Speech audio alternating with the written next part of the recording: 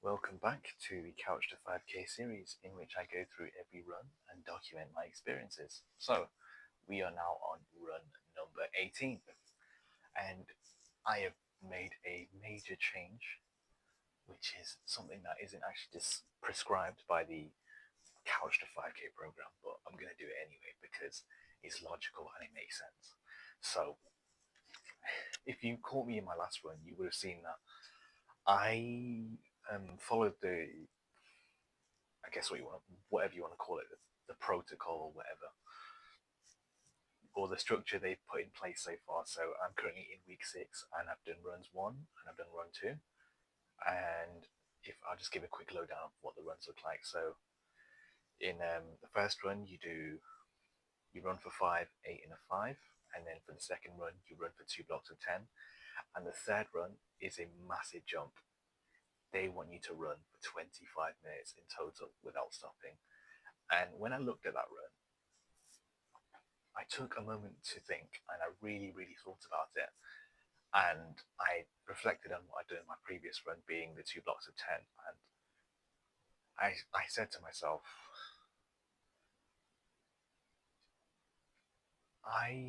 part of me wanted to give it a go, but I also looked back and thought about how my previous run went and how I felt during it.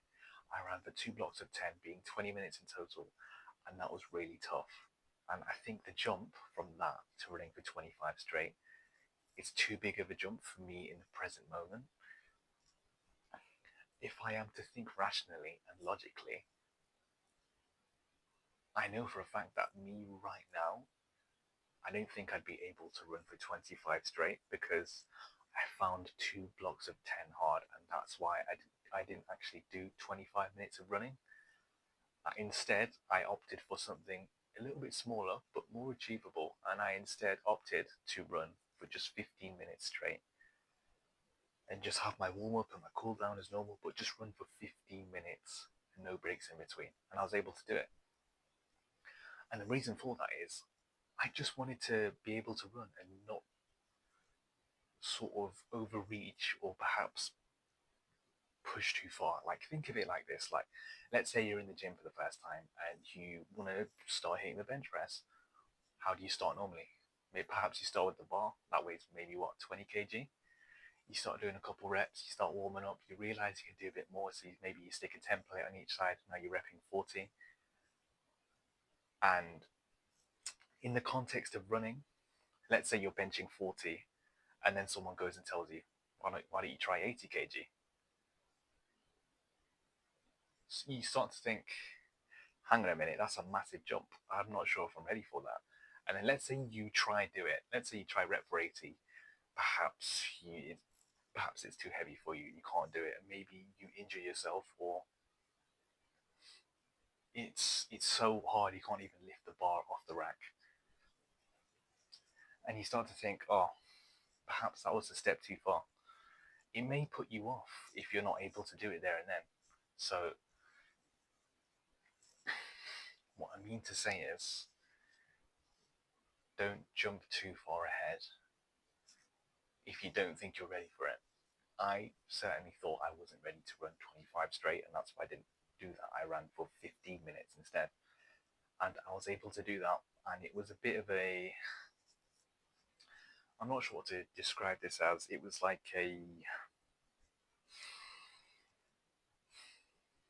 hmm,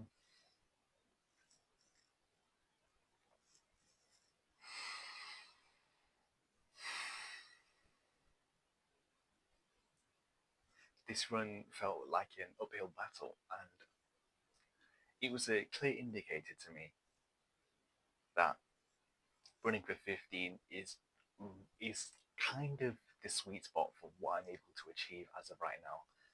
And what I learned is that I was right to make a smaller, more achievable goal and do that instead of running for 25 minutes straight. And sometimes it's good to have that humility and say, you know what, I'm not capable of reaching up high just yet. I'm going to do something more smaller and achievable and do that consistently and build from there. The same concept of progressive overload in the gym. Perhaps when you're on the bench press, let's say, and you're doing 40 kg, instead of jumping to 80, perhaps you try 45, perhaps you try 50, then 55 and 60. You don't jump all the way to 80. You start small. Perhaps you stick on a 2.5 plate or a 5 plate, for example. So that's the kind of mindset I applied here. I wanted to make a smaller, more achievable improvement rather than going fully fledged and trying to run for 25 when I know for a fact I'm probably not capable of doing that right now in this very moment. And I feel like I was right, because I ran for 15 minutes and I think that was the sweet spot.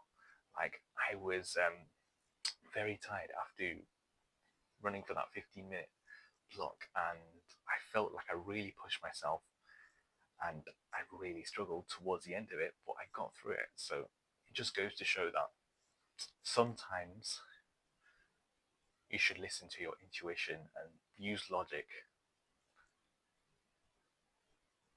in some scenarios.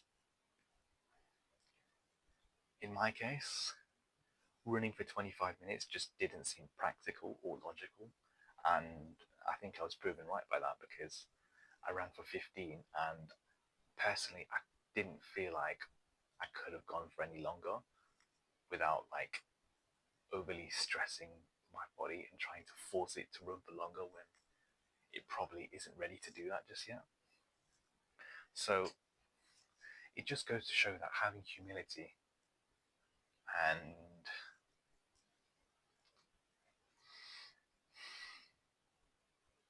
a bit of common sense will get you quite far.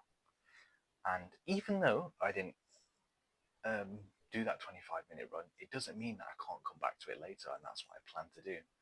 And I still have made quite a big improvement as well, because if we look back to my previous run, I ran for 2 blocks of 10. Now I ran for 1 block of 15, so I've still increased it by 5 minutes, because I'm now able to run for 15 minutes without stopping, which is a massive improvement. It's like a third more, isn't it? So yeah, you have 10 minutes and then you have 15. Yeah, it's about a third more. So yeah, I'm able to run for 15 minutes now, which is, I think, is a great improvement. And what I think I'm going to do from here is, because I found that quite challenging to run for 15 minutes straight, I think I'm going to sort of apply a concept that the Couch to 5K sort of gets you to do in the early weeks. And that's just to do one run and just repeat it a couple of times so you can get confident running for that amount of distance. And then once you've sort of done it a couple of times and you're comfortable with it and you feel like you can run for a little bit longer now, from that point you then increase it. So what I plan to do is slightly deviate from the traditional Couch to 5K plan of the runs you do, and just kind of go off how my body is feeling and go off what I think I should be doing. So what I'm going to do personally is I'm going to do 3 runs in which I just run for 15 minutes straight and just see how I feel. And then hopefully I can get confident running for 15 minutes straight. And then perhaps a couple runs from now, I start running for 20 minutes and just do 1 block of 20 and just do that continuously for a couple of times. And then once I build up the confidence from there, then take on the prescribed run, being the 25 minutes, which rounds off week 6, and then take things from there. But I want it to be like a sort of progressive improvement over time. I don't want to jump so far that I miss the step. I want to be able to be confident enough to see that run and go, you know what, I'm going to give that a go. And I don't think I'm ready for it just yet, and that's why I decided to opt for a smaller, more achievable goal. So that's what my plans are going to be for the next few upcoming runs. I'm going to run for about 15 minutes straight, and it was okay, and I think I need to do it a couple more times before I start to get comfortable running for this kind of distance, and then I'll be able to take things from there.